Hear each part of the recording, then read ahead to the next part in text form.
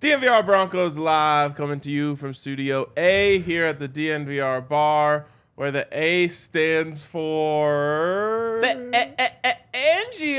No, amateur golfers. There you go. Pro-Am, Pebble Beach Pro-Am. AT&T Pro-Am, is that what it is? AT&T Pebble Beach Pro-Am. No free ads. Oh my goodness, it's a golf tournament. We're advertising the PGA. Yeah, the PGA Pro-Am. AT&T Pebble Beach Pro-Am. If you say Pebble Beach, you're advertising a golf course. What is Pro-Am? Oh, Pro-Amateur. One pro, Yeah. one amateur. You're not really advertising anything there then. Am. Pro-Am. Yeah, well, Am. We can just go with Am. Yeah. You're Wait, if we can't advertising the say- morning, that's what you're doing. If we can't say AM. Pebble Beach Pro-Am, are we allowed to say Empower Field, or do we have to say Mile High? Mile High. Okay. Yeah, I mean, why would you? Yeah, exactly. Well, that's a bad argument for saying Arrowhead then. I think Because then you'd say Arrowhead, It's not Chiefs Stadium. G-E-H-A. you definitely wouldn't say GEHA. No. But then also like UC Health, which maybe we don't say anymore. Do we just call it the training center? We call it Dove Valley. Oh, man. Oh, Dove Valley, of course, Dove Valley. All of these things have names Wow. before When- corporate greed stepped Yeah. in. Ooh. When the Broncos changed it to the UC Health Training Center, I remember like once every 6 weeks, Broncos would reach out to like every reporter and just be like, "Hey, you know, in Yep. your articles when you're talking about, remember it's a UC Health Training Center," because just no one was calling it that. If you you just respond, sorry, the DNVR style guide says Dove Valley. if you went to watch the Rockies, where would you go? The field. Oh, you go to the Blake Street Stadium. Blake Street, yeah, stadium. You go to yeah. the rooftop. Yeah. Go to 20th and Blake. There you go. Also, there you we're go. presented by DraftKings Sportsbook. We are presented by DraftKings Sportsbook. Wow. We can say that name. Yeah. How do we have 43 likes already? Do we have bots now or something? I have think already we're just given on it a a like like. heater. I have already been in the comments section. Whoa, you beat me. Big time. Henry's shotgun went desperately awry. Yeah, I we're would doing have this again. had today's A stand for alive. He is alive Yes. despite the way he looked yesterday at the end of the show. I did great yesterday, although You didn't do great. You didn't look great. You hated it, Henry. Yeah, I hated it. I did hate it. Of course I hated it. But you know who else hated it? My sweet girlfriend, who told me last night that my beard still smelled like beer. That happened to me and after my that I had to shotgun. handle Ryan it. literally said that right after Henry's. Yep. And it's Yep. because Avalanche Amber Ale, a delicious beer, So is good. also very fragrant. Like it has a very Oh. distinct smell. Wow, I think I love that. Yeah. You should just like pop one open, put a little on your neck. It's the new manly way to Yeah, perfume exactly. yourself. I was thinking, like, what if my taillight goes out while I'm driving home and I have to, like, explain to a police officer my situation? It's like, you smell like alcohol, sir. Yeah, it's all over me. Which was It's what, like 3 hours after the show? Which was part of the reason why. Yeah. And so that whole conversation played out. I was like, yeah, I had a shotgun a beer at work. You were shotgunning beers before you. I was like, yeah. So it all worked out fine. Henry, you can redeem yourself with just a shotgun at the end of the show without any like goals or anything. No, there's got to be a light goal. What is it? If we can get to 100 likes. No, hell no. We're almost there. No No more shotgunning no, beers. don't What if worry, we did we're get not, we're not putting that 1,000 on yet. likes, though? 1,500 We likes? should start. If you want to set it, you can. We should start I'd be pawning them wary. off on just random people. In the Oh, office. like you hear. Whoa. He's part of our team. He is part of our team. He's the last one. I'll take 3 tequila shots instead of doing Oh, so would I, but I didn't have the option. Then we actually have to like monitor how long you Yes, stay it's here. true. It's That is very true. true. It's I very got true. high tolerance, don't worry. I'm No, good. that's Yeah, not no. how that works. I got That a is couch. definitely not how that works. That sounds like one of my friend's dads. Yes. That sounds like Got a high tolerance, Montana. boys. Don't worry. No, we'll just take an Uber. Yep. All right. Just close one eye and you're good to go on the road. Oh my gosh. Not ideal. Not advice. Yes. Terrible. Terrible advice. Drink responsibly. Also work responsibly. Just be responsible. That's fair. So, news. true. There is news this morning. News and brews. and it's- a new segment. Yes, exactly. It's sort of like that Scooby-Doo effect again. I love Scooby-Doo. Because the Dolphins announced that the media announced that Vic Fangio would be the Dolphins defensive coordinator like a week ago. Then somehow there was a mystery. Oh, is he going to the Broncos? Nope, you pulled the mask off. It's still Vic Fangio going to the Dolphins. But how official is this? Because it seemed as official as could be last week when you had multiple national reporters saying the deal's done. Per sources, he's a nice. They're even posting the picture of Vic, with Dolphins logos and stuff around him. It's like that's as official as it gets. Then 24 hours goes by, and then Mike Kliss says, "I just talked to Vic Fangio. This is not official." Then Michael Silver talks to Vic Fangio, says this is not official. And now Adam Schefter, it's not like he's saying the contract is signed. He said after speaking with multiple teams about their defensive coordinator position, Vic Fangio has decided to join the Dolphins as their defensive coordinator. It's like, okay, that seems official. And officially will accept the position on the Miami staff after the Super Bowl. So is he still leaving the door? Vic, if you want to put this to bed, sign the contract now. Yeah, what's the deal with that? You're going to be the highest paid defensive coordinator, regardless if you sign it now or later. What could happen after the Maybe Super he's got Bowl? a sick Airbnb in Scottsdale, and he's like, I don't want to start working until after the Super Bowl. Oh, maybe he's playing in the Pro-Am. Maybe. We would have heard, and Maybe he did not he's get going the maybe invite. as a hunting trip. Wouldn't that be nice? He seems like a hunter. Hunting trip. I don't think so. No? I don't think No, he- he does. Yeah. He's a He just baseball watches- guy. He's Oh, a yeah. football and baseball guy. Oh. Yeah. So fitting for an old person. Wow. Anyways, So really quick, we mentioned that we were going to talk about this on today's pod yesterday, and Ryan, you said if it came down to Vic or Evero, you thought there'd be a little disagreement between Yes. us. So who would you have picked? I'm glad I said this now. Yeah. Because it would just seem like revisionist history. Also, the A stands for Angel. Allie bringing me a coffee. Or just Allie. It could stand for Allie, but also this coffee just saved my life. I would pick Evero. Yeah, and I like how you set it up. I would have picked Vic Fangio. I assumed you guys both would have picked Vic. I would have taken Vic. It would have been really close, though. I would have picked Evero, and my reasoning then You get 30 seconds. would have been. Wait, what? 30 seconds or a minute. No, you We don't need a timer. You don't We don't actually need a have to timer. have 30 seconds. I can just count. My reasoning would have been 1, relationships. 2. There's a big difference. I know there was like a big effort in the last couple days to be like the Broncos defense doesn't hate Vic Fangio. That's not true. But the relationships were not great. There was a respect for sure, which is important. But I thought Ejiro Evero did a fantastic job last year, and the continuity that you would get by keeping him, as well as the positive, relationships that he has with the players, I thought was just more valuable, especially considering I think the difference between them with the talent that they have here is negligible. Okay, and I would use the exact same reasoning that you did to make my case for Vic Fangio. I would have said relationships.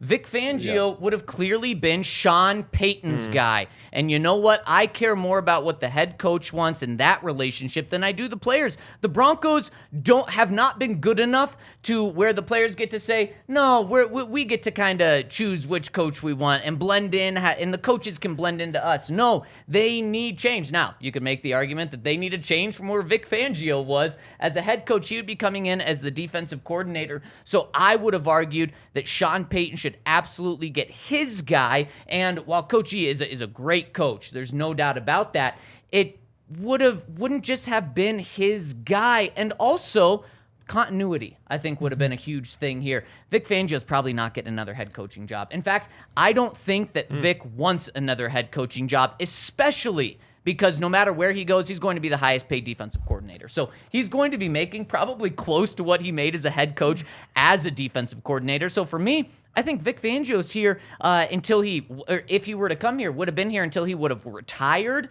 or Sean Payton would have been gone. So I think the continuity on both sides of the ball would have been incredible. And the tiebreaker for me would have also been relationships, but in a third different way than you two had it as relationships. It's because of the staff.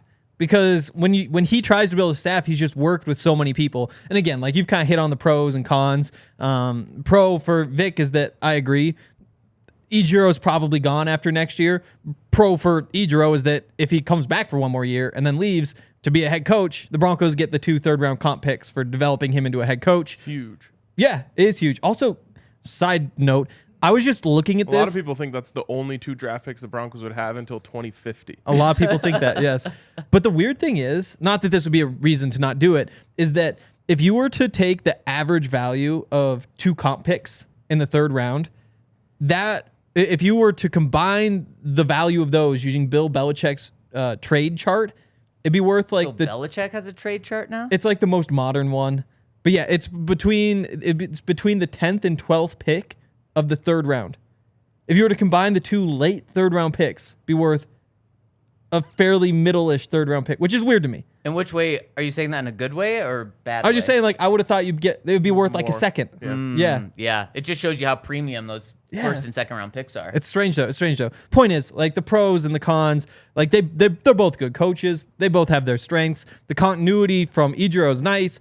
The Vic's ability to stay for so much longer would have been nice. And to me, a tiebreaker is just the relationships as he tries to bring in coaches from the past. And if you're trying to build a superstar staff here, I think Vic Fangio could do a better job of that. Yeah, neither would have been a bad decision. No. But now it doesn't appear that that's going to be a decision that Sean Payton has to make. Just one more thing I want to add on the staff around these guys. When Vic Fangio was here, the Broncos had the oldest, whitest staff in the NFL, Wow. and I hated it. And I like having younger influence around. And I would not have loved to see Vic Fangio come in and bring in, 7 other 60-year-olds. Who's Yeah. to say that Sean Payton's not going to do that He on might. the offensive Yep. side And that's why I or like the defensive side? That's why I like having Evero on the defensive side. Fair. So now let's transition to a more prevalent question and the headline of this show. And I want your guys' answers on the YouTube comments as well. Is it now Ejiro or bust for Sean Payton when we're talking about defensive coordinators? Because the most recent news today from Michael Silver is that Sean Payton is going to speak with Ejiro today about potentially being the Broncos coordinator moving forward. Now, I would be surprised if we get a hard factual statement. Actually, I'd be shocked if we got a hard statement saying he's back next year because, one, Coach E is still in the running for a couple of head coaching jobs, and the Broncos have him under contract to be their defensive coordinator, meaning that the Broncos don't have to let him go to take another defensive coordinator job unless they want to. And right now, they've already blocked him from interviewing with the Falcons for their job. The Falcons' job is now off the board. But if he gets another head coaching job, obviously the Broncos can't block him there. So I don't think we find out an answer today, but obviously Sean Payton's interested enough in keeping him. So, guys, is it Coach E or bust? Honestly, I kind of think so.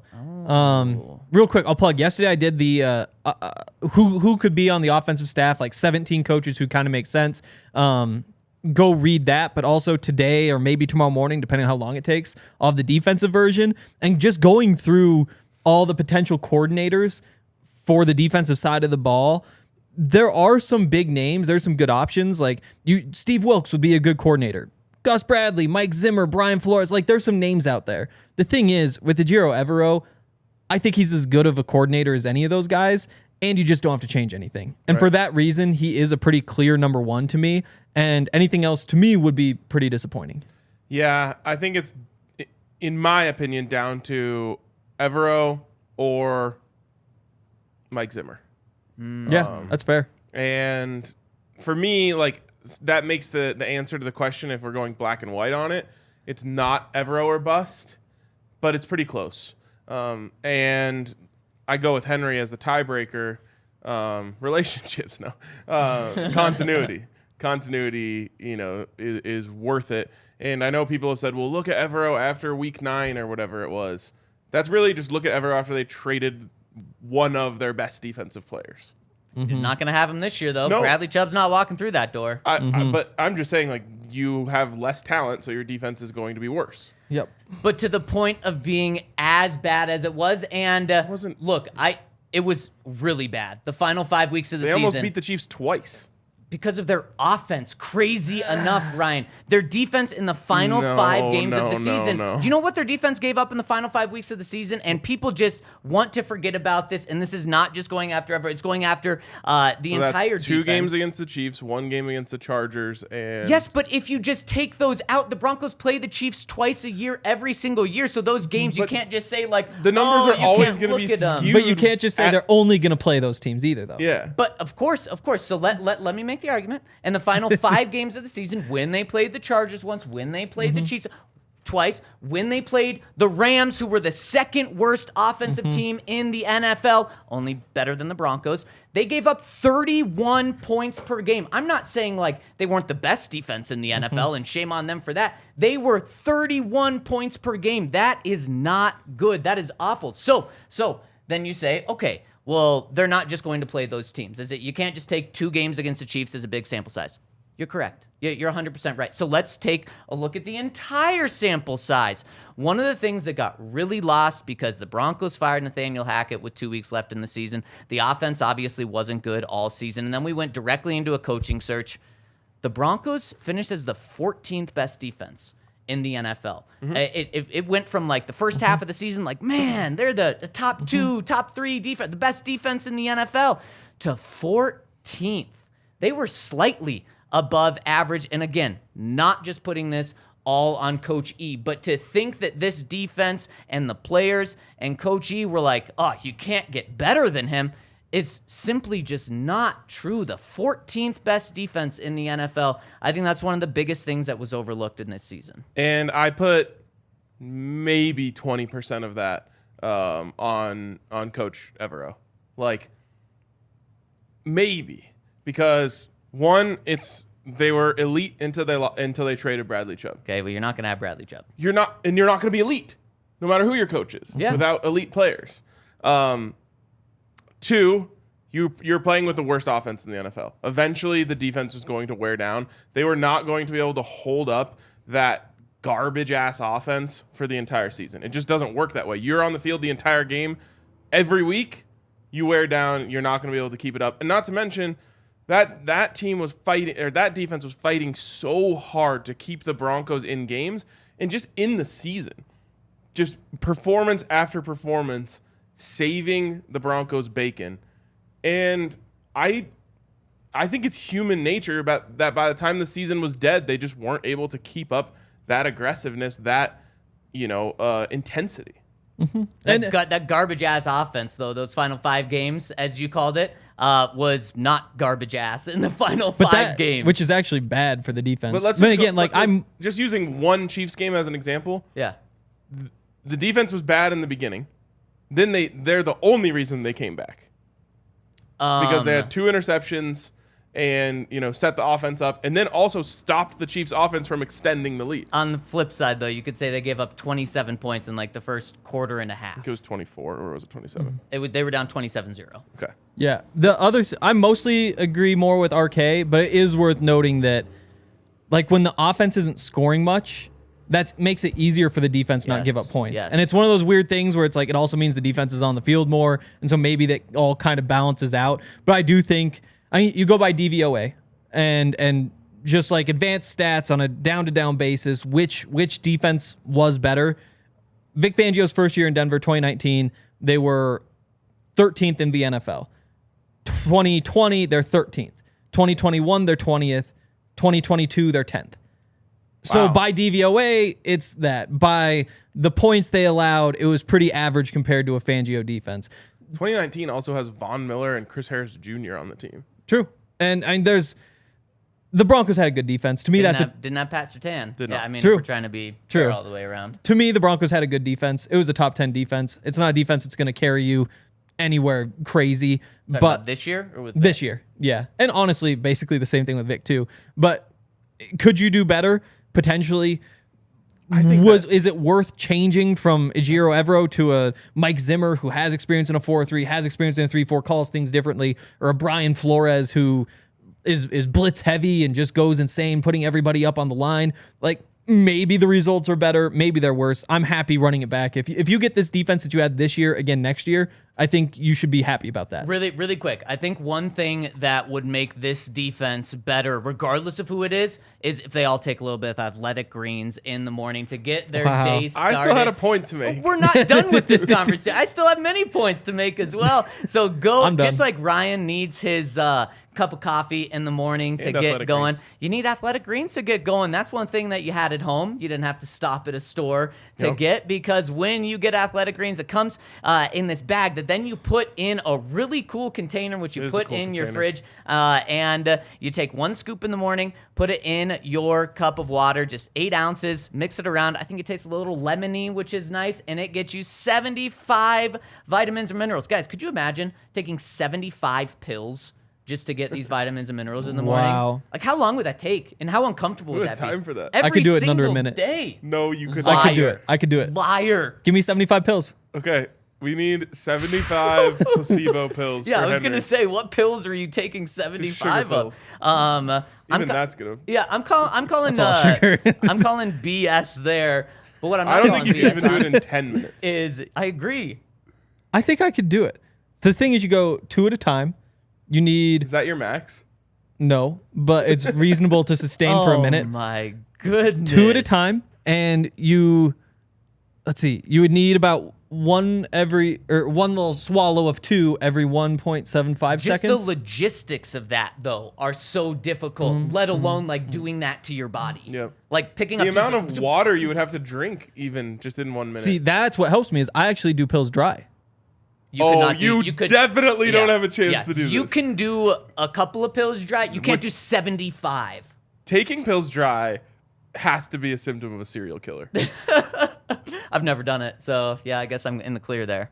I think I could do it. No. You are. Also, you're arguing against the greatness of athletic greens. No, Yes, I don't you want are, to do it. you Do you are. know how miserable I'd be? Okay, That would be awful. We think Hank's a liar, so I don't think this is possible for anyone to do. Nope. But it is possible. I believe you if you say you can take athletic greens in less than a minute. Oh, I You can do could. the whole process in less than a minute. I could even do that. So I think everyone can do that. And it's not only the 75 vitamins and minerals, but Hank, something you can't do in that time is you can't also get the probiotics, the whole food source superfoods and adaptogens to help get your day started right. And if you want to avoid trying to take 75 pills in 1 minute, go to athleticgreens.com/Broncos, and you will not only get Athletic Greens, but you're also going to get a 1 free year supply of immune-supporting vitamin D and 5 free travel packs. And I'll tell you what, when you go out on the road, having those travel packs is so nice, easy to pack. You can take it in a carry-on, boom, start your day off the same way, whether you're on a work trip or whether you're on vacation. So check out athleticgreens.com/Broncos.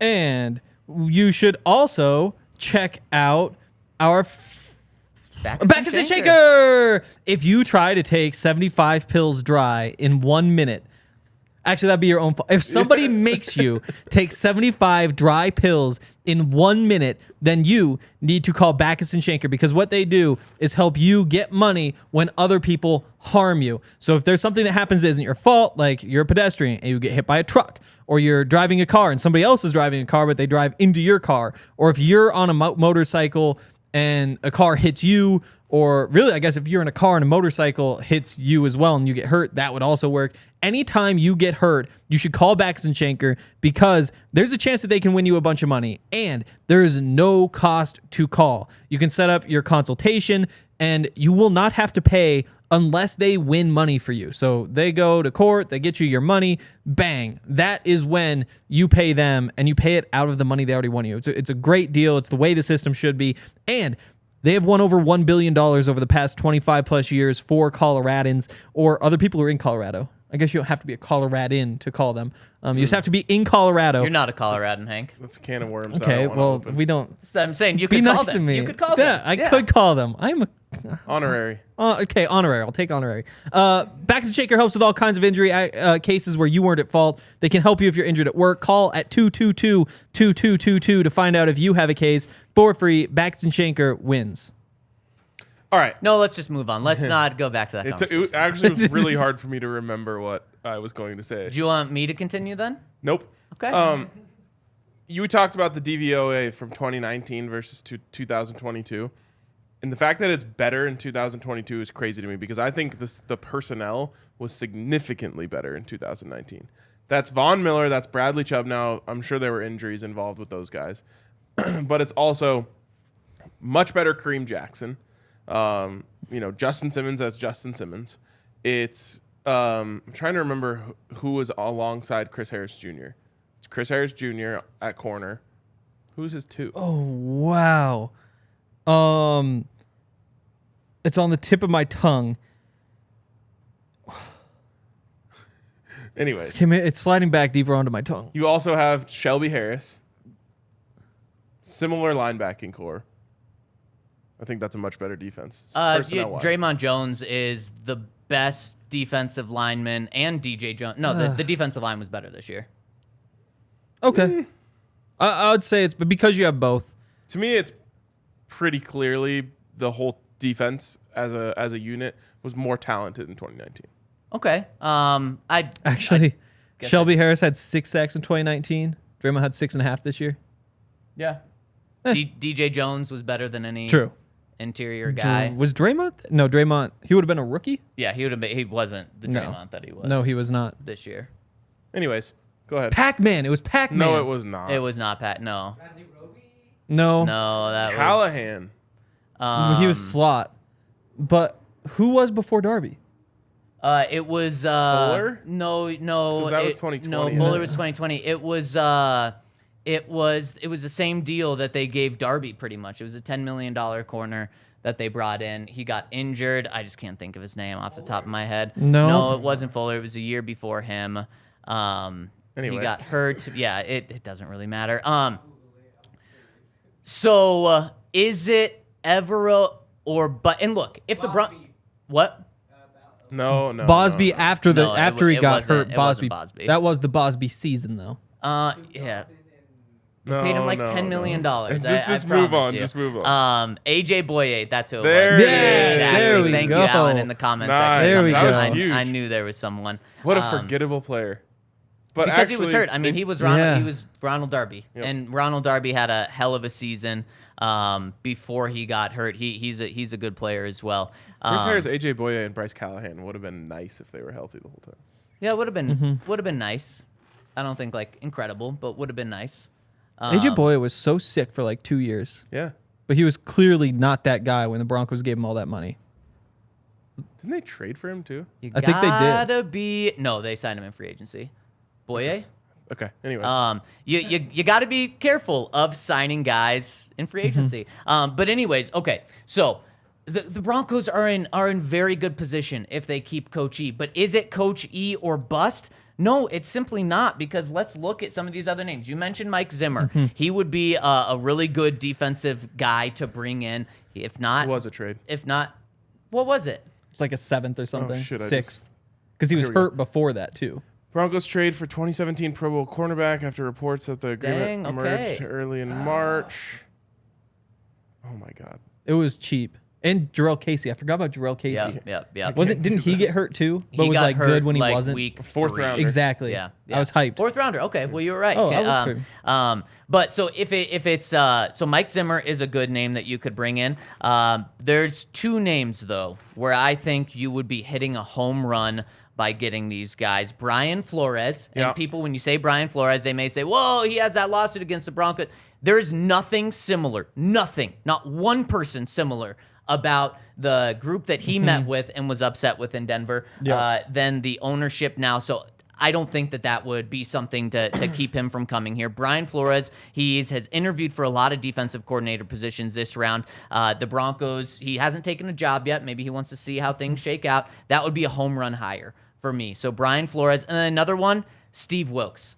Steve Wilks is another great defensive mind. He's done great things where he's gone. So those two names would be right there with me for Coach E. So I'm not saying that Coach E's a bad option. I'm just saying I think there's 2 or 3 other names that you put with Coach E. And if you get one of those guys, then you're not like, man, the defense is really going to drop off because you don't have Coach E anymore. I think that's fair. I really do think that that's fair, and I want to change mine. I don't think it's Coach E or bust anymore, because I agree. I think Brian Flores to me would be awesome just because I think he's a good fit for the personnel. So what is the biggest concern with this Broncos defense right now? Pass rush. I loved Brian Flores' defense in Miami. Exactly. And so fun to watch. He will have a pass rush. It's blitz heavy, but this team kind of needs to be blitz heavy. I love that. Yeah, like it'll be fun. They might get burnt, but if they get burnt, that's because Justin Simmons and Pat Surtain, those guys get burnt. Take your chances. And also, you'll be able to take more chances with having an offense that can score points. It's not like you have to play, we can only give up 16 points or else we're going to lose. Yep, totally. And Steve Wilkes, Mike Zimmer is a little step down, but I agree. He's still there. And then there's like Gus Bradley has a history with these guys. There is experience, but I do think that it's Coach E, it's Brian Flores, or bust. Maybe I'll throw Steve Wilkes. Steve Wilkes is like a half bust. And why maybe those guys get maybe a tiny step above, maybe not even, but I think there would be more continuity by bringing in Steve Wilkes or Brian Flores. But those guys could go and get jobs as head coaches next year. That could happen. I just think Coach E is more likely to go get a head coaching job, which I would like to have continuity. But if the Broncos do keep Coach E here, and then he does get a head coaching job after this year, then the Broncos would get 2 third-round picks, 2 compensatory third-round picks, which would certainly be helpful. But I don't think you should make your coaching decision based off of that. Did you have something else to say? Because there's one more thing that I want to add to this. Nope, go ahead. Coach E, on a personal feeling for him, thinking about it from his side, I don't know if he wants to be here. And if he doesn't want to be here and he'd rather be somewhere else and get a fresh start somewhere else, for me, if I'm Sean Payton, that does factor in to this. Because I feel this season, Coach E has gone from, become a defensive coordinator for the first time, so it was great. Then he watched his best friend get fired, so much so that he didn't like that he turned down the interim head coaching job because of that. Now, there was also probably the factor of it probably wouldn't have been the best job for him to take the final 2 weeks of the season. And I think he also didn't want L's on his head coaching resume. From what I understand is the not stepping in and taking his best friend's job was the bigger factor there. So does he want to stay around when everything else has changed now? The only thing that's the same is the general manager. So it's not like he is everyone's guy. He's not necessarily Sean Payton's guy. He's not the ownership's guy. Now, obviously, if Sean keeps him, then he'd become a little more of his guy. But just from feeling how Coach E may feel, if he wants a fresh start, I think that does factor into it a little bit. It would play a huge role. It would be everything. And we would find out probably today because they're supposed to meet today to talk about the potential. And Coach E might just tell Sean Payton, hey, man, I didn't really love the way things went down with Nate. I love the players. I respect you. But I think it's best for me to go elsewhere. And that would just be it. It would be done. I don't think Sean Payton would be like, tough luck, buddy. You're under contract. Right, Definitely. right. There is no world in which I would keep him hostage. That Yeah. just seems like a bad idea. And like I get you might be losing a good coach because of it, but I would not even consider that. But I do think, I can't speak for Ejiro Evero. I think it's kind of 50-50 whether he decides he wants to stay or not. Yeah. But there's a good case to stay. And that case is that you get the continuity with the scheme. The offense should be improved, which means all of a sudden, if you're getting looks as this defensive coordinator who did a good job but was held back by this other stuff, being a good defensive coordinator on a playoff team, which is not out of the realm of possibility, might be what it takes to get to that next level. And just because you're seen as somebody who's close to getting a head coach job right now doesn't mean that stays the same. And you might be putting that at jeopardy if you leave to join one of these new coaching staffs, depending where you go. I mean, you look at Byron Leftwich. Byron Leftwich was offered the Jags head coaching job last year, turned it down to stick with the Bucs. Yeah. What just happened to him? He got fired. Yep. He can't even get a coordinator job right now. Yep.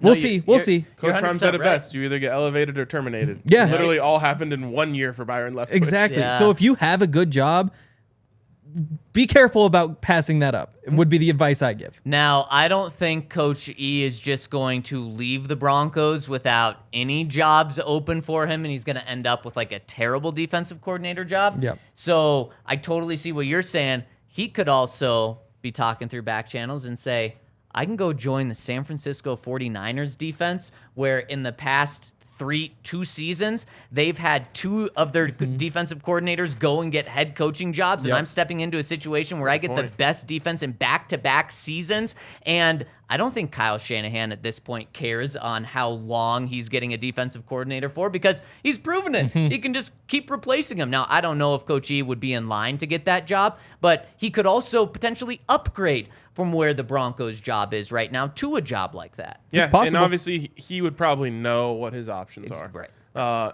And so that makes it a lot easier decision. Last point on this, and I feel strongly about the answer here, but I'm curious to see what you guys think. Coach E calls Nate Hackett today and says, Sean Payton wants me to stay. What do you think I should do? What do you think Hackett says? You should do it. Out. Really? We're all split. I think he absolutely says you should stay, man. Yeah. You have a great defense there. You are going to be able to build on what you started this year. This team, we got unlucky last year. We're better than that. You stay there. You guys, play to your potential next year. You're going to get a head job. Fair, and I would understand him saying that. Why I believe he would say get out is when the Jets hired Nathaniel Hackett to be their offensive coordinator, one of the things that I think it may have even been publicly said, but if not, they were pushing it so much in their leaks and back channels was why things went so wrong with Nathaniel Hackett last year with the Broncos is because that organization is completely dysfunctional. They were pushing that message like crazy. So where I think Nathaniel Hackett may be able to say, okay, Sean, the argument you said, I think Nathaniel Hackett may tell him, the organization is so dysfunctional beyond just the head coach that you don't want to be there, man. And also, look, they blew me out after 15 games. There's no say that you're not Sean Payton's guy, that they may not blow you out again. And then he may also say, look at Byron Leftwich. He went from being this hot coordinator, staying with the team, to being blown out. But so that's why Byron Leftwich turned down a head job. The moral of his story is do not turn down a head coaching job. Right, but what, there's side morals. I mean, the point I'm making mostly is that Nathaniel Hackett would say that organization is in complete dysfunction. If the Niners job is an option for him, he should take it. Yeah. The Other weird than thing, that, he should stay. they have weird personnel though. Weird personnel? You mean elite personnel? I mean, for elite his too. defense. Because then what do you do with Nick Bosa? Is he an outside linebacker now? I think if Does Ejiro Evero learn how to run a 4-3? He probably just runs a 4-3. I was going to say, if you want to also prove how good of a coach you are, what a great position to be in. Yeah. Because then you say, like, look, I can work with my personnel, when in reality, you're just getting the best defense in the NFL and saying, yeah, I'll mold to them. Wait, did It's you guys weird. see this just reminded me about, like, coaching and being able to adapt to personnel. Did you see I think his name is Julian Love. He's Safety? plays for the Giants. What he said about Sirianni. Yeah, wait, one of the all I saw worst was takes I've ever a seen. headline. Tell me about it. So he was on Good Morning Football, and they were talking about the Eagles. Obviously, he has a reason to not like the Eagles. But they were showing Sirianni just being Sirianni on the sidelines. He's fiery. He, yells and, does celebrations and whatnot. And they're like, what do you think of this? And he's like, man, I hate it. He's just on a free ride to the Super Bowl. Anyone could coach that team to the Super Bowl. And I think that is maybe the worst take I've heard on football this year. Really? Nick the Sirianni created quarterback. and developed the offense that made Jalen Hurts dope. What I was going to say is look at Nick Sirianni not working to his personnel. It was the first half of last season, and the offense was not that good. Look when he became, I don't want to say he instantly became a good head coach, but he changed and adapted and coached the team well. Look what happened. So, I agree with you. Wild take.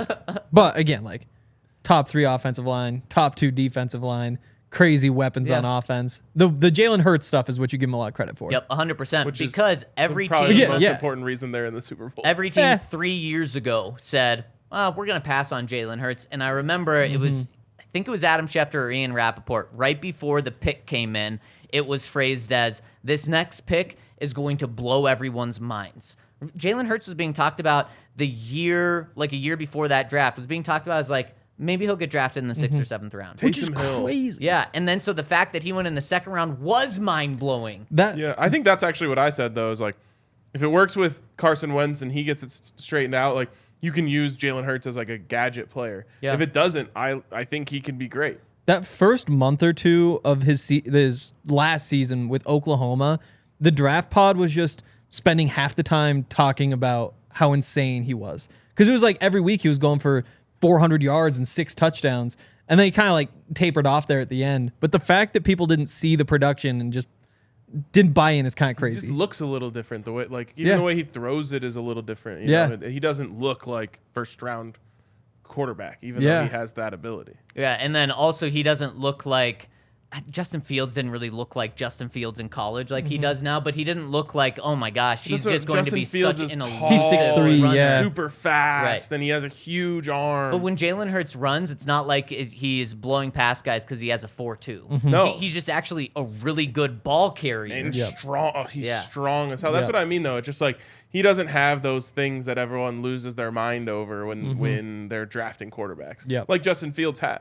Yeah, I mean, 700-pound squatting. Oh, yeah. Everyone knew he was a beast. Yeah. It was just whether or not his style was going to work in the NFL. Yeah. And Nick Sirianni created an offense that maximizes what Jalen Hurts can do, and it's awesome. Yeah, it's a tough L for that Giants player. Such bad luck. Very bad look. Okay, let's transition really quick to the offensive coordinator position. This one's not going to nearly matter as much because it's Sean Payton or bust. If the offense is great, because of Sean Payton. If it's bad, well, it's going to fall a lot on him and Russell Wilson. The offensive coordinator isn't going to be that big of a deal here. But the one name that I think we've thrown out on this pod the most is Joe Lombardi. He's obviously had, I think, over 10 years of experience with Sean Payton with the Saints. He was just fired by the Chargers, so he's available. Who are some other names? Or is it Joe Lombardi or bust?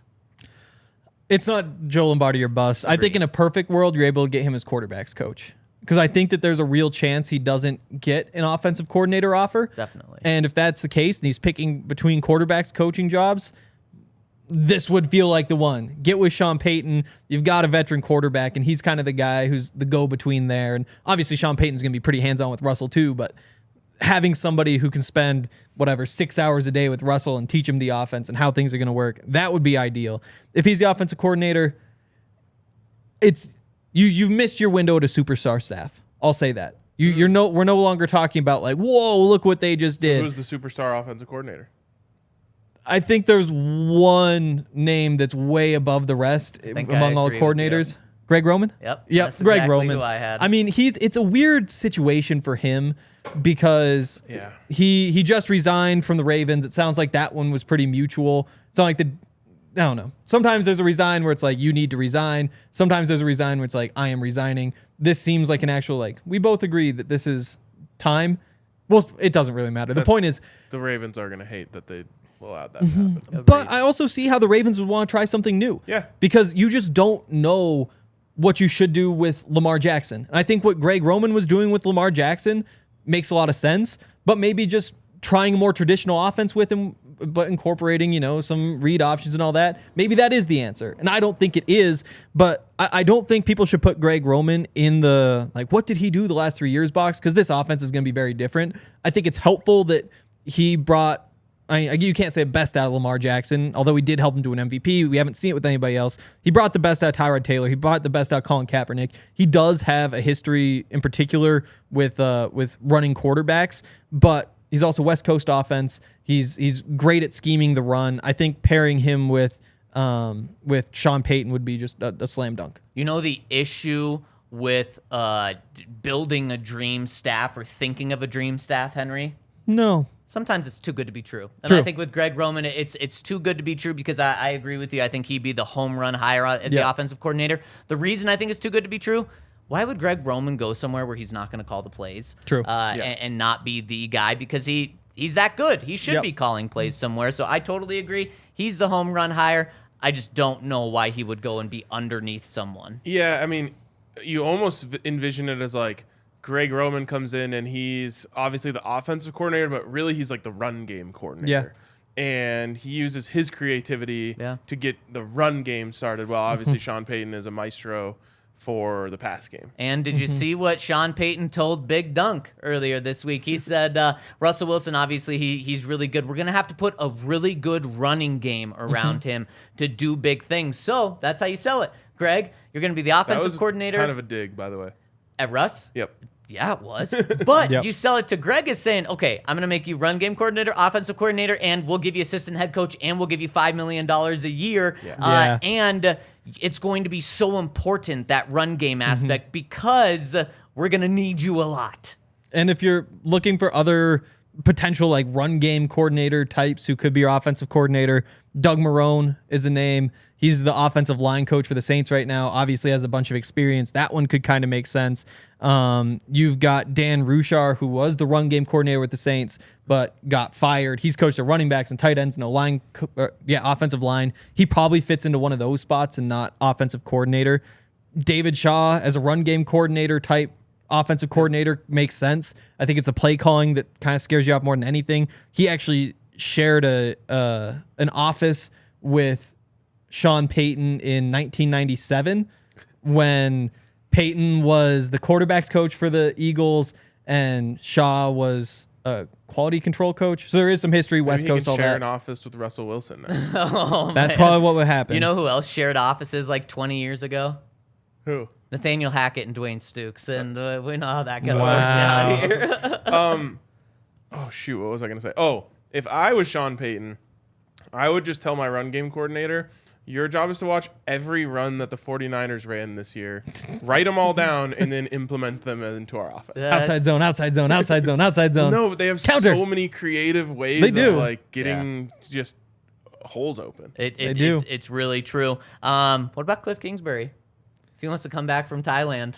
Honestly, I'm in.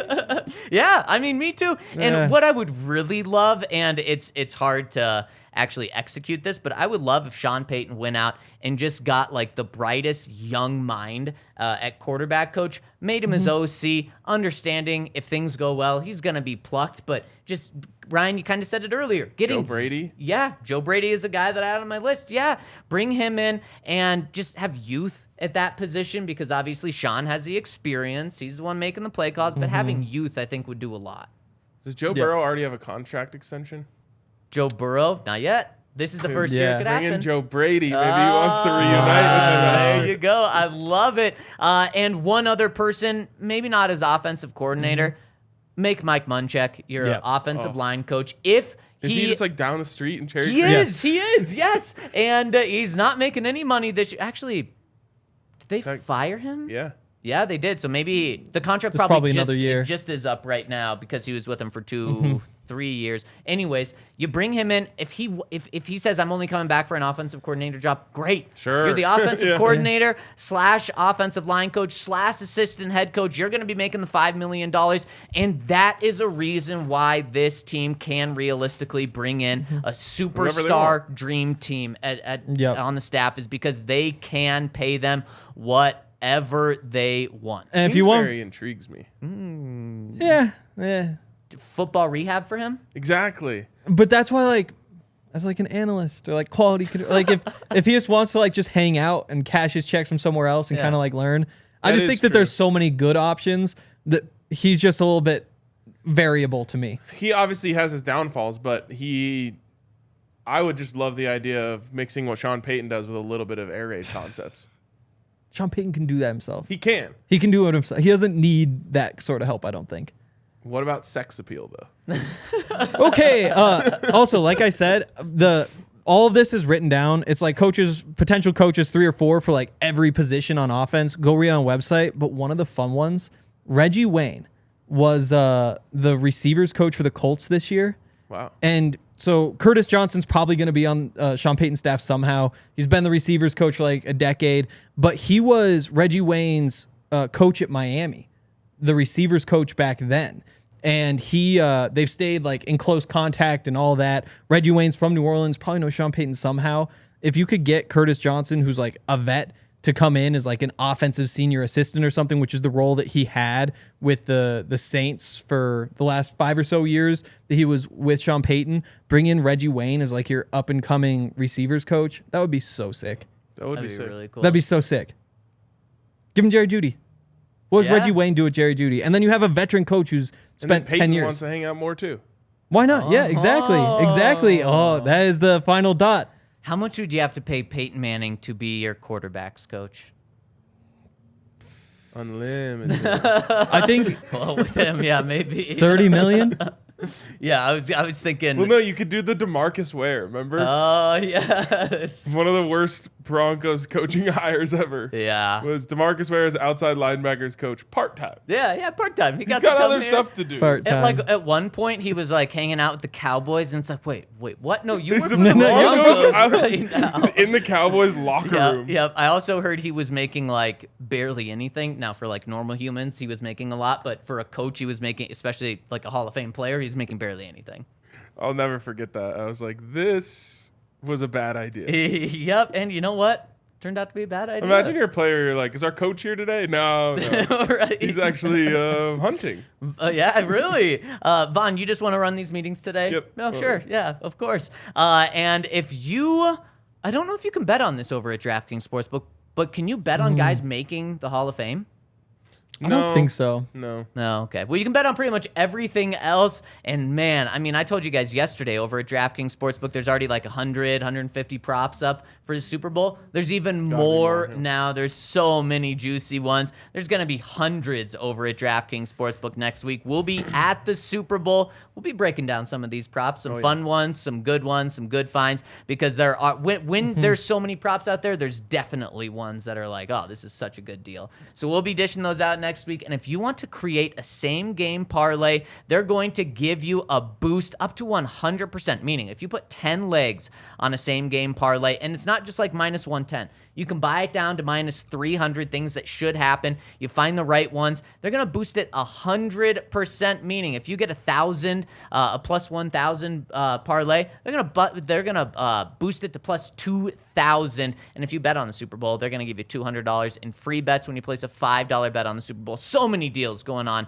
over at DraftKings Sportsbook. Use that code DNVR when you sign up to get these deals. Minimum age and eligibility restrictions apply. See show notes for details. Void in Ohio. And if you have a gambling problem, call 1-800-522-4700. And another thing real quick that you could have bet on with the DraftKings Sportsbook is Greg Penner's partner in the Pebble Beach Pro-Am, who is Chad Ramey. Chaz, I think. No, I think it's Chad. Okay. That's out of nowhere there, that name, though. But yeah, so Chad Ramey, if you would have made that bet on Greg Penner's partner, you could have gotten 400 to 1 odds this morning.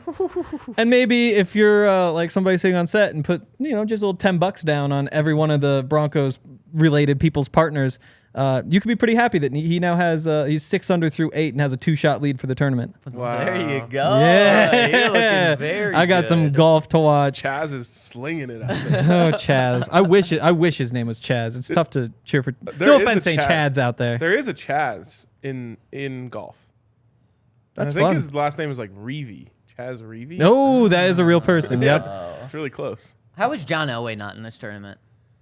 I don't know. Like, if you would have said Broncos are competing in this tournament, I would say, oh, John, of course. Yeah. Mm-hmm. Not Greg Penner. Has anyone Yeah. seen John Elway in like a long time? That's a good question. That is a good question. No, He hasn't Wow. popped up anywhere. no, he Wow. hasn't. Wow, John taking a back seat. Maybe he's in Thailand with Cliff. Oh, maybe he he'll- does not seem like the Thailand type to me. Just throwing that out there. Do you think John will be at the Super Bowl? No. No, we can't. You don't think he'll be on the Oh. show? The Super Bowl was where the scooter was. Oh, You're right. Down in Florida? Yes. Oh. Damn, he probably loves Scottsdale. Yeah, that's when he'll be golfing. All right. If he needs some AC, he can stop in the convention center and say hi. That's true. Man, that would be. Oh, it's going to be so that would cold be in cool. there. yes. And if he's in Pack town, hoodies in the convention Good center. I point. guarantee you. People in Arizona are insane. They think that because it's 100 degrees outside, you have to make it 60 degrees inside. No, it's the opposite. It's just, you keep it a normal temperature inside no matter what the temperature. It's just like if it's 1 degree out here, you don't turn it up to 80. right. You just leave it at, 70. In fact, you can even do like a little less extreme too. If it's 110 outside, you can do 77. It's gonna feel a lot Still gonna better feel cool, than yeah. 70. Yeah. Arizona might just be a bad place. You're going there in a couple of days. I hope it proves me wrong. Have you hope never it- been there? No, I have. Oh, okay. Dude, it's too hot. When's the last time you were there? ASU game. I think that's the only time I've been there. It's actually going to be perfect temperature next week. It's not going to be too hot. Wait, what's the temperature? I don't know. It's going to be perfect, though. Based on nothing, it's going to be perfect. Currently in Tempe, Arizona, it is 70 degrees and sunny. That is perfect. Yes, it is. When we arrive on Monday, 65. Tuesday, 66. Wednesday, 69. Nice. Thursday, 73. Friday, 77. Dang, I love it. We're getting a glow up as we're there. Yep. A little warm for my taste. But if you are staying here for the Super Bowl, then maybe you'll want to have a good time, and you should get Jive Hive to bring a good time right to your doorstep. You're gonna be at the DNVR bar watching the game. Okay. Well, you could have Jive Hive deliver. If you're not at the DNVR bar, but you're also nearby, or the day before the Super Bowl, just order some weed from Jive Hive. There we go. There's an answer for everybody. It is a virtual dispensary on wheels. They have all sorts of stuff. They have low prices. There's no brick and mortar stores. That means that they can charge less for their product. It really is an awesome idea. It's basically Uber Eats for marijuana. And you can avoid driving through bad weather, through snow. If you're already partying, you don't have to drive high, which is a terrible, terrible, terrible thing to do. If you don't want to leave the house for really any reason, Jive Hive is the answer for you. Don't drive, Jive Hive. So just visit jivehive.com. That's JIVEHYVE.com. Get your order delivered the same day or schedule a delivery window. They'll be right there to say hi. So head over to jivehive.com, enter your address, find out if you can get it delivered to you. If you're in Aurora, Greenwood Village, Monument, Fountain, various areas of El Paso County, that's jivehive.com. I love the people at Jive Hive because they've just been interacting with us on social a bunch. Yeah. Mm-hmm. I don't know if you guys saw the Courtside Fit video dropped from DNVR Nuggets. Yes. So I posted my courtside fit from when I had wow. great seats, and I said rate my courtside fit. Jive Hive chimed in 4.20 out of 10. Oh, I Wow. see what they did there. Wow. If Breckenridge Brewery is giving you a grade, are they going a 3.03 out of 10? Or my first thought was 3.2 out of 10, but Breck Brew doesn't have 3.2 beer. That's that. Yeah, that's true. Maybe a 7.6 out of 10. Oh, wouldn't that be A nice? Strong That's like beer? what those ice cream beers were. Ooh. Golden? Oh, gold. Or Golden isn't a number. it's true. What about a 6-pack out of 10? Oh, nice. And Ryan, you mentioned if you're going to be watching the Super Bowl in Denver, you might as well come here. Yes. That's where it's going to be the anti-Chiefs party. Is that what we're talking about? I don't want to acknowledge them. Okay, the anti-party. That sounds political. That does sound political. The fun party. How about that? Does that work? Where you can get all the Breck Brew. The pro birds. The Pro Birds party Those down aren't real. to get. Yeah, it really does. Jeez. How about you just come down to the DNVR bar and get yourself some Breckenridge beer? So we have teamed up, obviously. There we go. That's perfect. What is it? Haters Ball. Haters Ball. Okay, sure. That also sounds, like there's too much hate in the world. Why would you be putting that out there? Nate Hackett's not invited. Yeah, okay. He's not invited.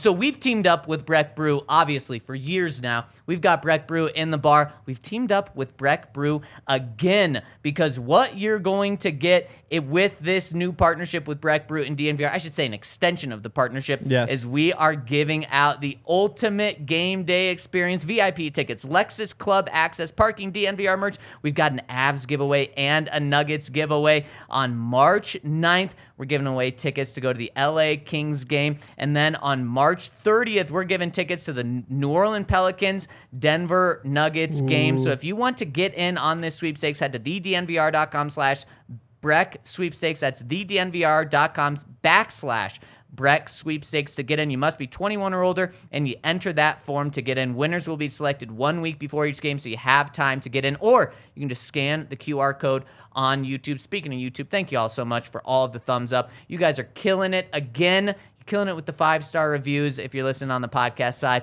This week has been awesome, and you guys have killed it. Amen. We could probably hit 350. 350. It'd be right on track. Yeah. So let's do it. We're at 236 right now. Boom. Super chats coming in. First one from Harrison W. Harrison Wynn? I was going to say, do you think it's Harrison we know? It says, my boys, just wanted to say you guys have been my go-to source for all things Broncos and a staple in my daily routine. Looking forward to keeping up with the better times to come. Cheers. Damn, this Love has you, been a staple in my daily routine as well. Yeah, mine too. Lot in common. Wow. Me and Harry. You actually, though, the only person who actually had this as part of your daily routine before you were on the show. It's weird. That was the weirdest transition. Was I couldn't listen to the podcast anymore. I mean, I could, still but could. I didn't. What are you talking I'm not about? gonna do that. Watching tape, bro. Yeah, it is actually a good thing to do to self scout. true. I could do a self scout, but it's you have to plug that time in with something, and so like you have to find other podcasts or other radio shows if you want to go back to the 80s. Yeah, strange. Yeah. I don't really have anything real to say. Okay. Casey says, love the whole DNVR gang. So stoked to follow this new era with the homies. Back-to-back comments referenced it, and I'm afraid to let myself go there again because I went there last year and it just made things worse. But, like, I'm just thinking about what would this podcast be like if the Broncos were good? It is wild to think because I'm like, it's so much fun.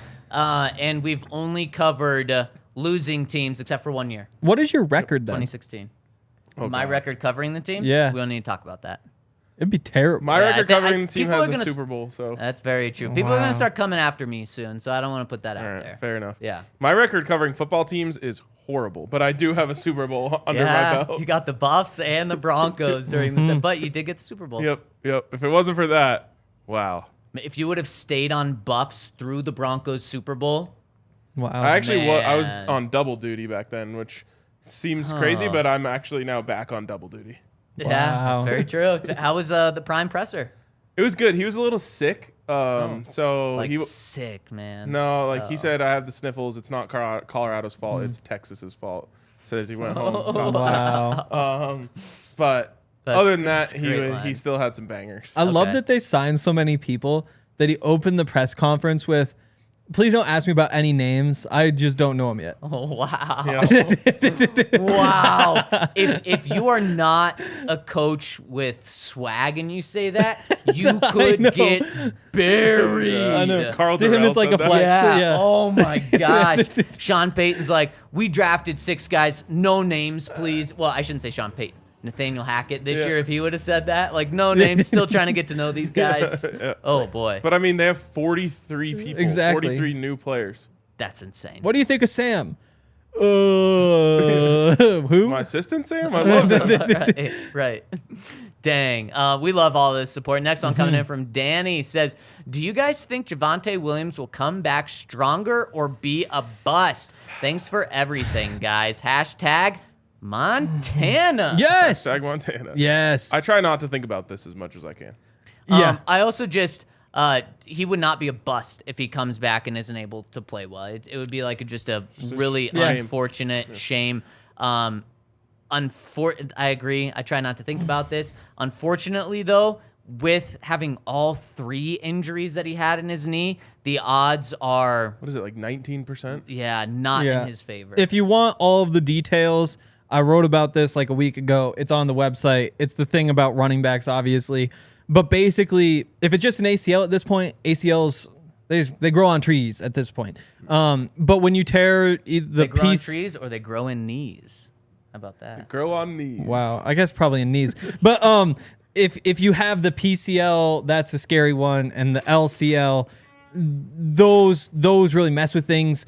And in general, over the past 20 years, those recoveries take 50% longer than just an ACL and meniscus tear. And the odds of returning to being what you are like 40% or 30% of what they are for an ACL. If I'm the Broncos, Slash meniscus. if for I'm the both. Broncos and I make it clear to Javonte now, you're not playing this year. Because as we had Terrell Davis in studio 2 Yeah. months ago, and he talked about coming back from his, and he said, I should have waited to come back from mine. And especially, so you hear that, and then especially with it being all 3 that he injured, I think that would be the best chance to get a full Javonte back, and I'd rather have a full Javonte for the rest of his career missing the full season than I would risking that by getting him back in October of this year. And I agree.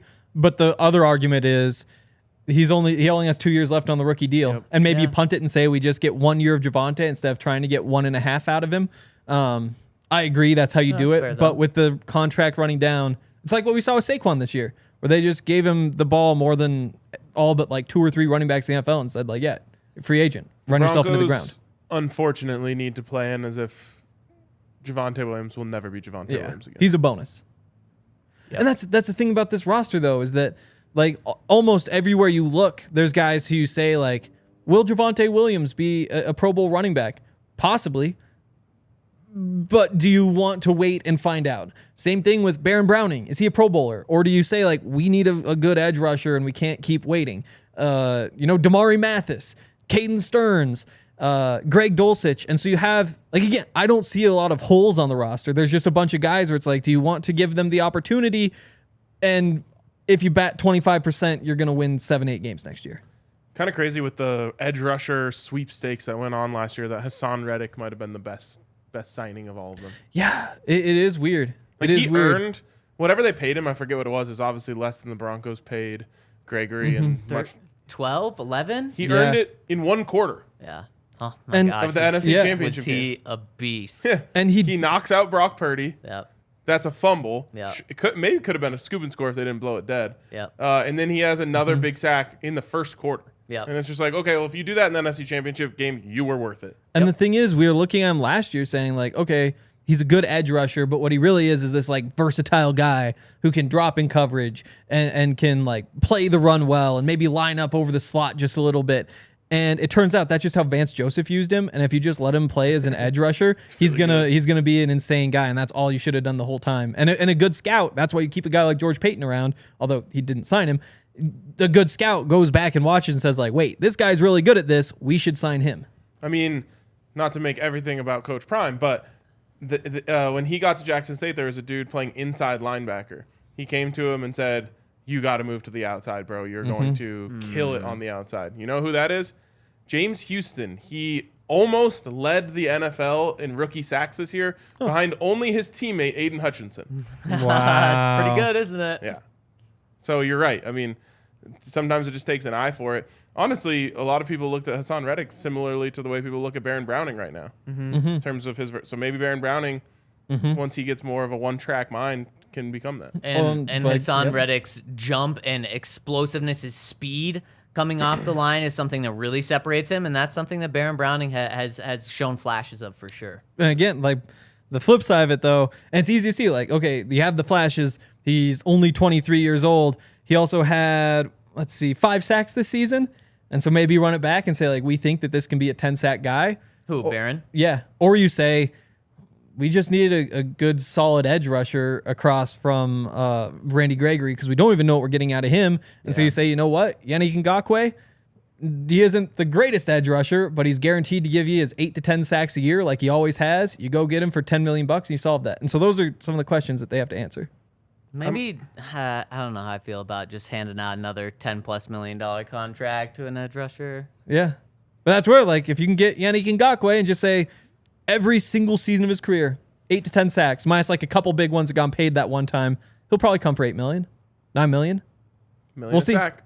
Yeah, exactly. What it is. Next one from Vincent says, we know that Payton doesn't suffer fools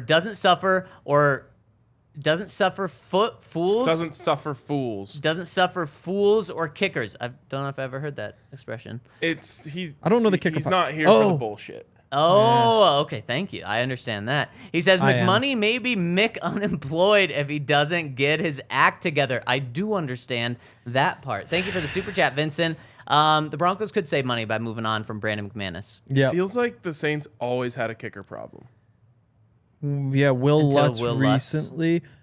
But yeah, so I mean, the weird thing is you don't save that much money. I think you save like 2.5. The worst kicker in the NFL this year. Yeah, but again, there's like blocks in there, and you have the worst special teams coach, and what's that worth? And there were some bad holds. But again, you don't want to make excuses. Gary Rosberg agrees. But again, like he certainly does. Odds are, if you go out there and get like Greg Joseph, who was fine this season. Greg the leg? No, that's their line. You would be blowing a lot of money. But if you cut Brandon McManus, you're probably blowing that money and maybe you come out like $500,000 ahead if you sign like an average to below average kicker. And so you're in this tough spot right there. Any kicker phenoms in the draft this I was year? going to say, don't think can so. we just stop over, not just the Broncos, but just the NFL, stop overlooking punters and kickers? Yeah. If you get a punter or a kicker with a 5th, 6th, or 7th round pick, and he is actually the dude, it's the best draft Set pick for you can 15 have. Are you years. like Ryan Stonehouse? Yes. The fact Yeah. that the Broncos or every team wasn't willing to do a 5th or a 6th, or was he even drafted? No. Or a 7th for it? Like, you've got to be kidding me. And then that's Yeah. upgraded for the kicker position.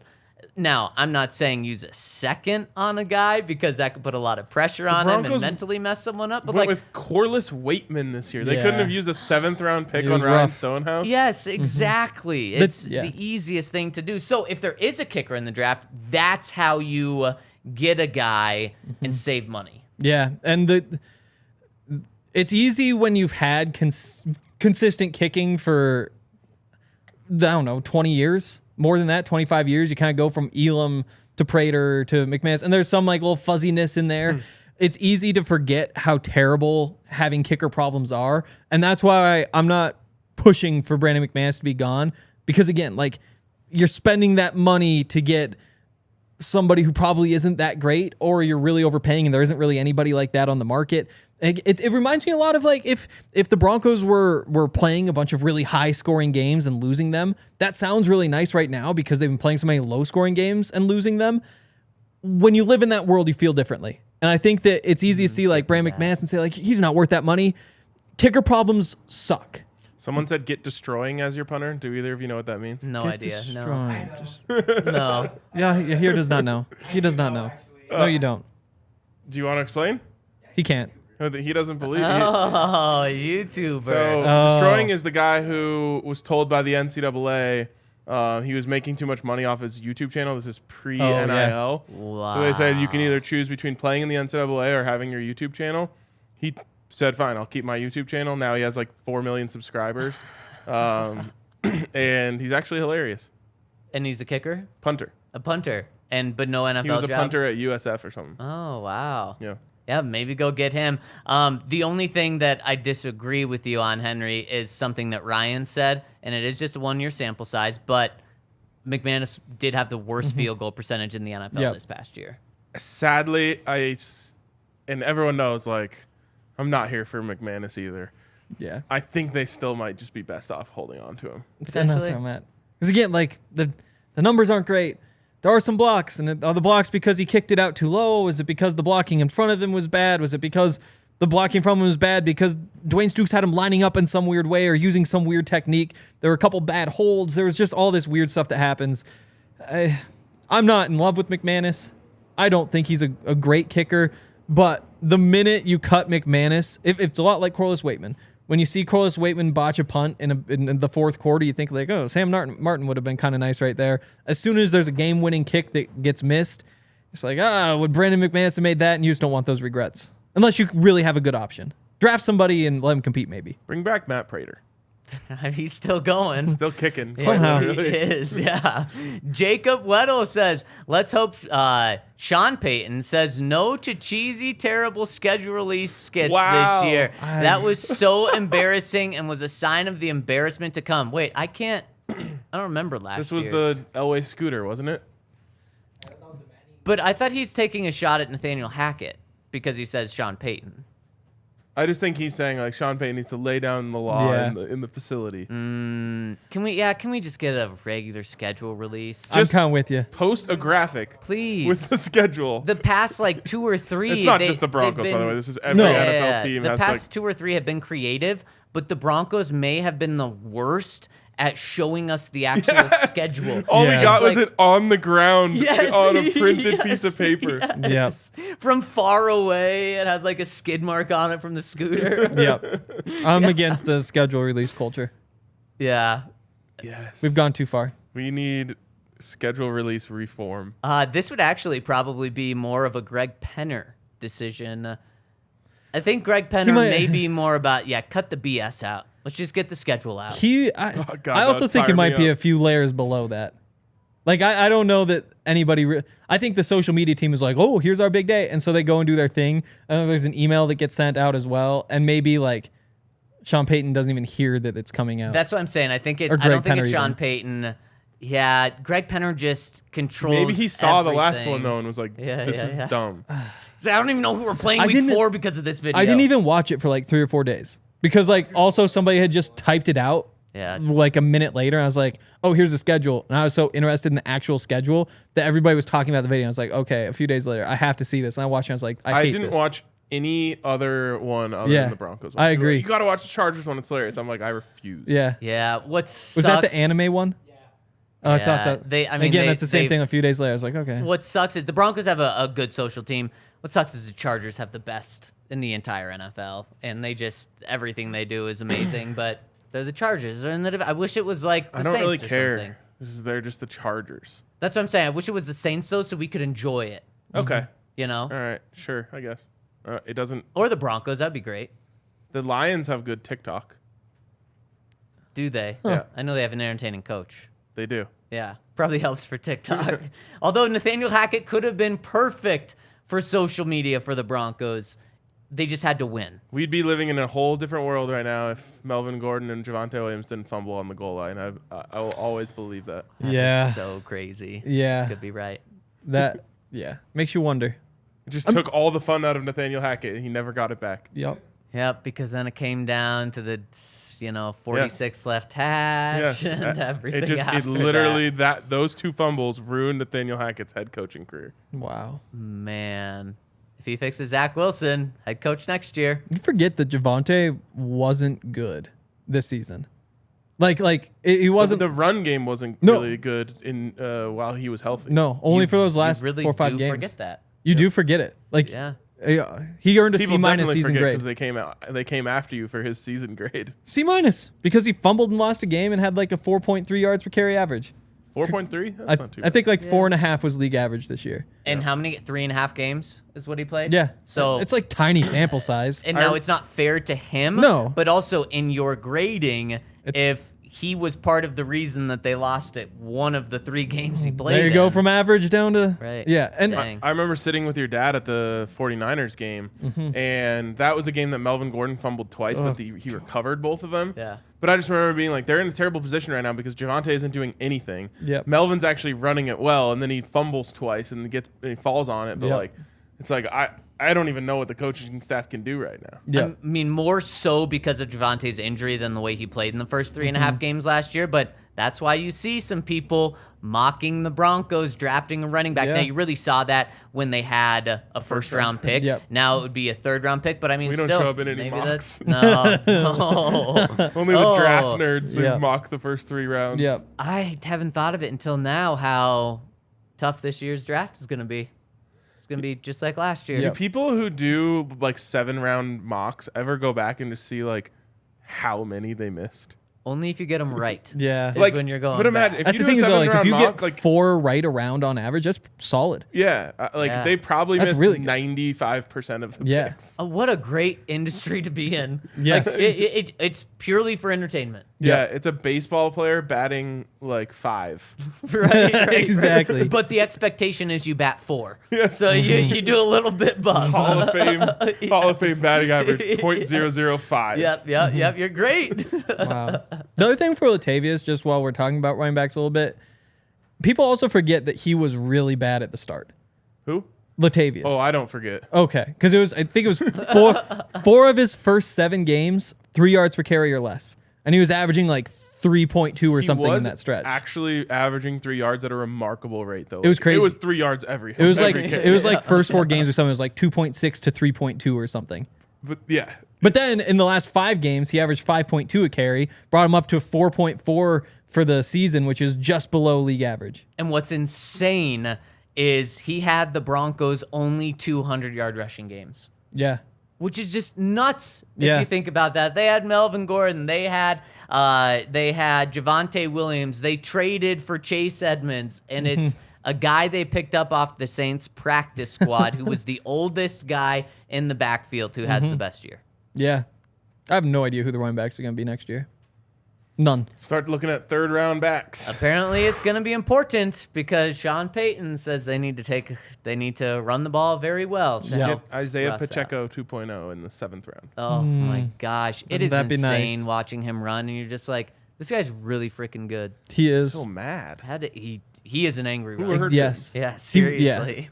He is just such a good fit for that offense too, because they just aren't physical, and he can go be physical, but he also catches passes, and he runs so hard, and he's so fast, and Was he bad in college? I don't Did he, know. like, just No, turn he it was- on at the end? Like He what? was a draft darling. Like the draft Twitter loved him. Dang, so that helped him get to .006 batting average. All right. Any other super chats? All right. Let's go to the website. Aquaman says, love the Sean Payton hire, but after so many years of disappointment and lowered Wilson expectations, I am trying to temper my enthusiasm. What will get me fully on board with Payton is a win against Kansas City. Please let us finally get a win against Kansas City. That is how we can get us all psyched for our beloved Broncos prior to a playoff appearance. However, even with tempered expectations, I will still 100% buy a DNVR Payton themed visor. Yes. People want it, Ryan. It would be so People sick. want it. It is Imagine- not happening. No, it would be so cool. Imagine just like that's the thing. You know how everybody has like the Avs chains at Avs games? Yep. Like you go to the Broncos stadium and everybody's just wearing visors and they're DNVR branded. Honestly, like the Broncos are already a pretty swagless franchise.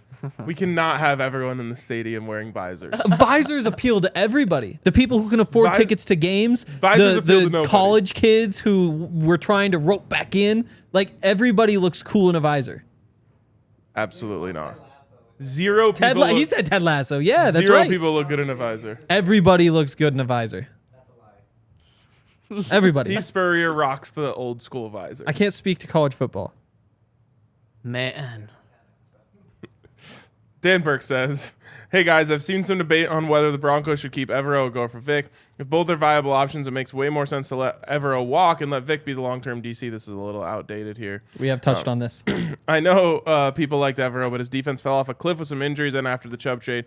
Vic was never given that same excuse despite having years with no corners, no linebackers, no edge rushers. It's a no-brainer for me. They should hire Vic and let Evero walk. What do y'all think? Well, we went through that. We did Yes, handle we that did. one. You will have liked this Yes, pod. you will. Drew Locke says, I've been trying not to get sucked into the hype again, but listening to the clip of Payton talking about preparing for a game with Breeze has to give you so much more confidence. I think his pragmatic approach of sitting down and actually being realistic as to what the quarterback feels comfortable and best at with the defense he's seeing in practice, the reps he got, and the matchups they'll have is the kind of offense that has for some reason eluded the Broncos the last few years. Hopefully gone are the days of the Broncos' stagnant, inept offense that refuses to maximize players' strengths and mismatches for the sake of their quote-unquote system. I just have to circle back. What is the point of a visor?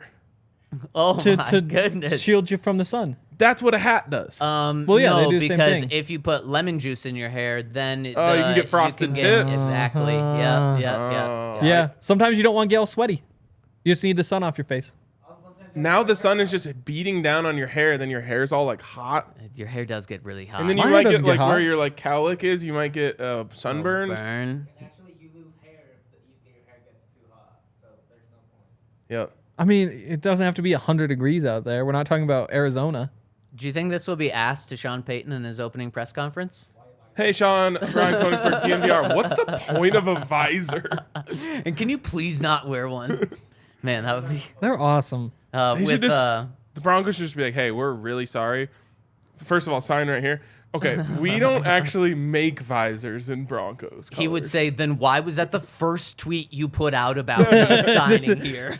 What if the week 1 first game for Sean Payton, we're standing out front of the stadium handing out DNVR branded visors. Everybody who goes in rocking a visor in support of Sean Payton, and they all have our logo on it, and everybody wins. I wish Eric was here. I want to hear what he would say to you. Well, Antonio Here's the Acosta in best the part. comment section says NFL Shop is out of Broncos visors.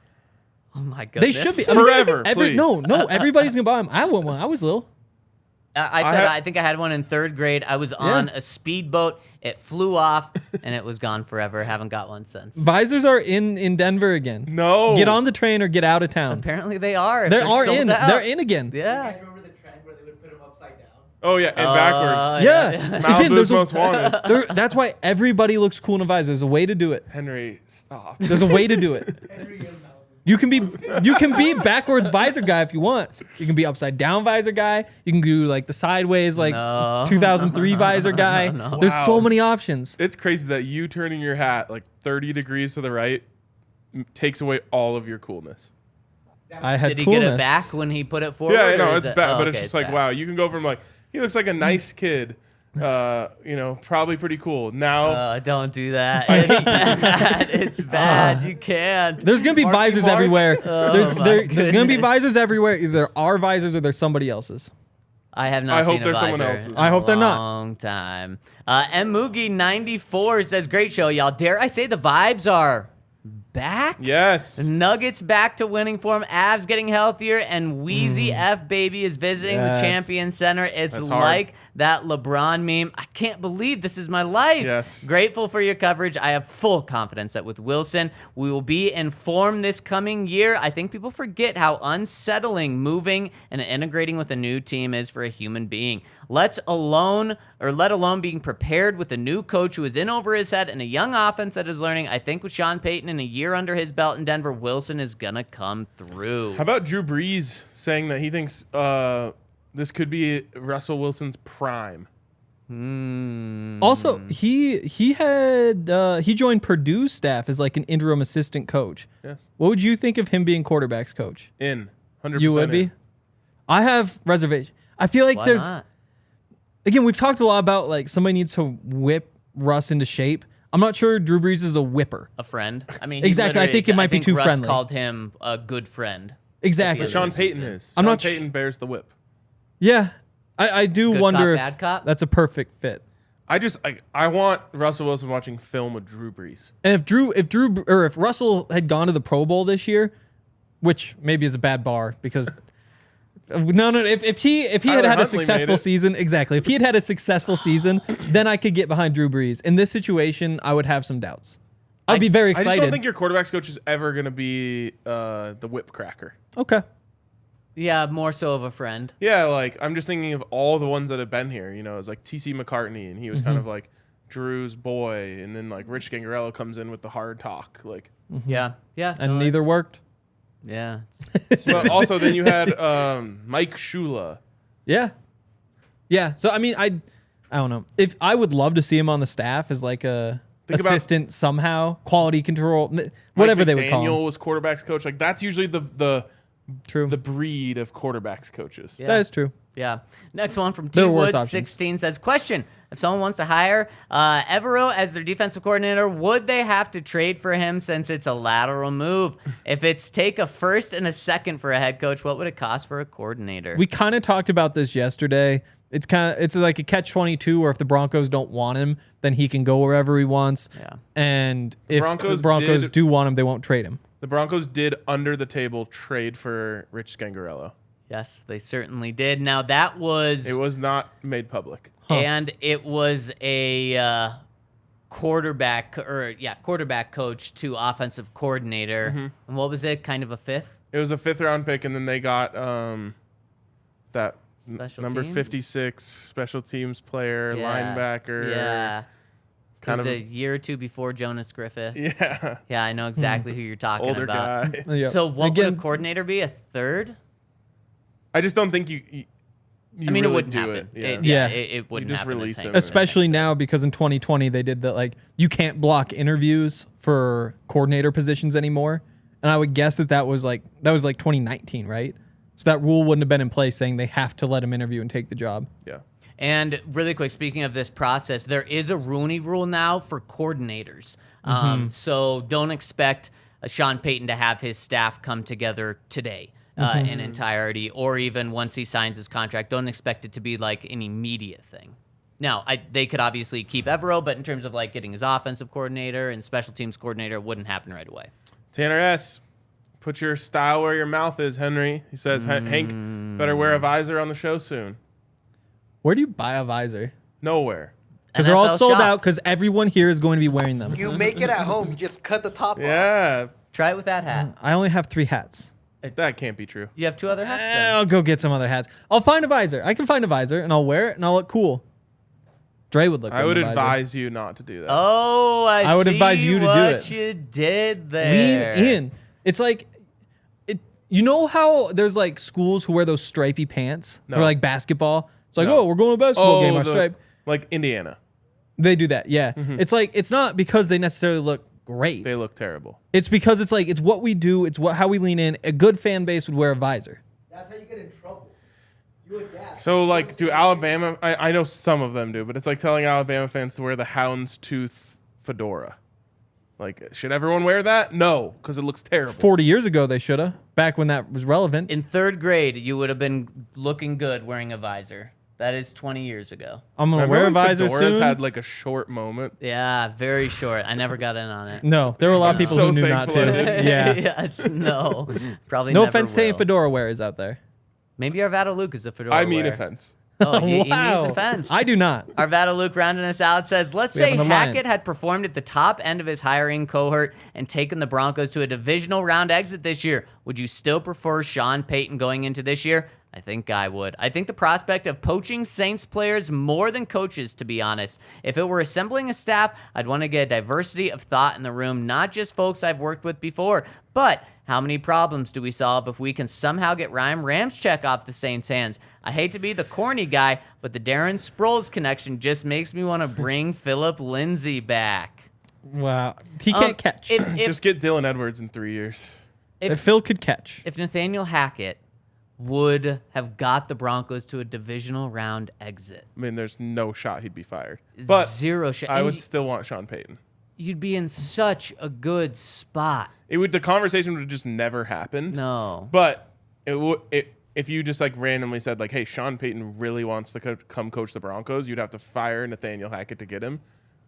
I would say, yeah, do it. I don't know, because you're looking at that point. You're looking at, did we just land an offensive genius? Yeah, that's true. Because he wouldn't have like turned Russ around because Russ would have never slumped. But you'd be saying we have one of the best young coaches in the NFL right now. You'd That's be thinking like, is this the next Sean McVay? It's true. It's hard to imagine, like, because in this world, the play calling was really good and Game management was good. game management was great, and Russ looked amazing. So, like, I have to rewire my entire brain. And how many wins did the Broncos have 2 years ago? Was it 7? Seven. 7 and 10? Is that the first year of That 16? sounds about right. Yeah, 7 and 10. So he would have got him 3 or 4 more wins and a playoff win, because this is the divisional round.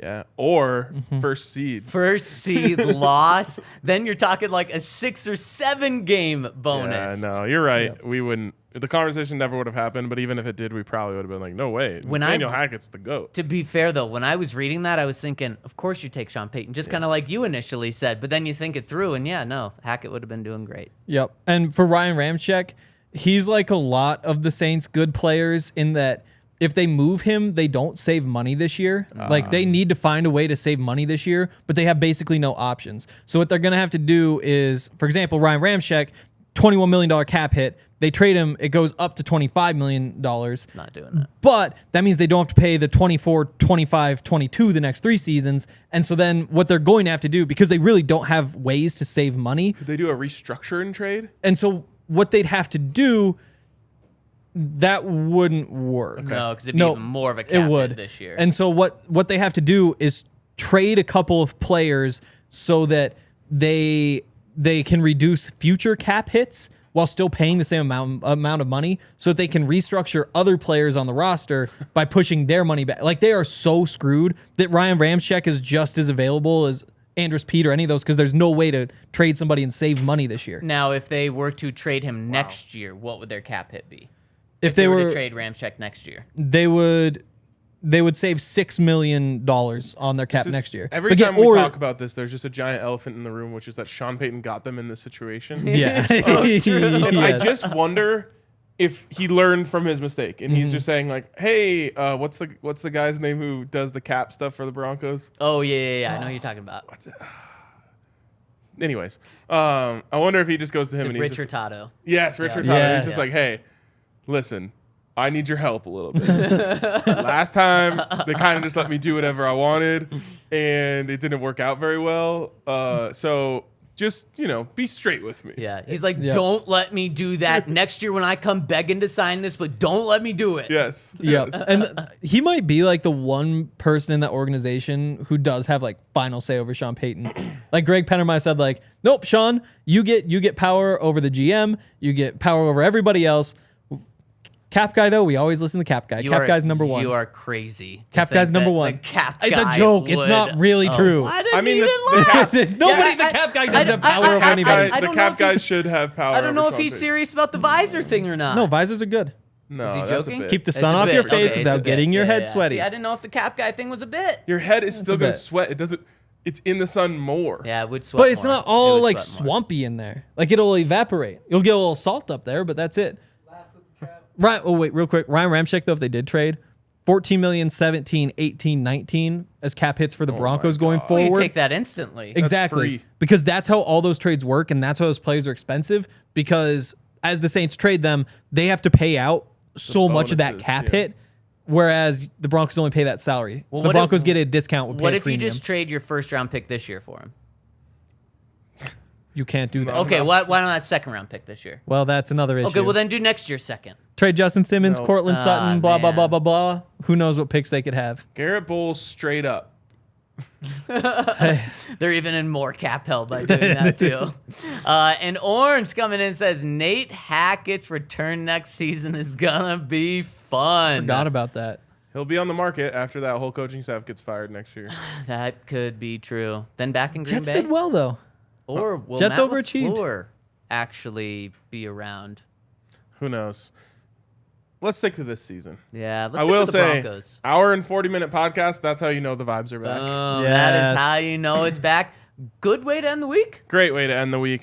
Next time you see us, or at least some of us, we will be at the Super Bowl on Radio Row. Let's go. Cannot wait to see what it has in store for us. Yep. I can't wait to be connecting with you guys out there. So we'll catch you later.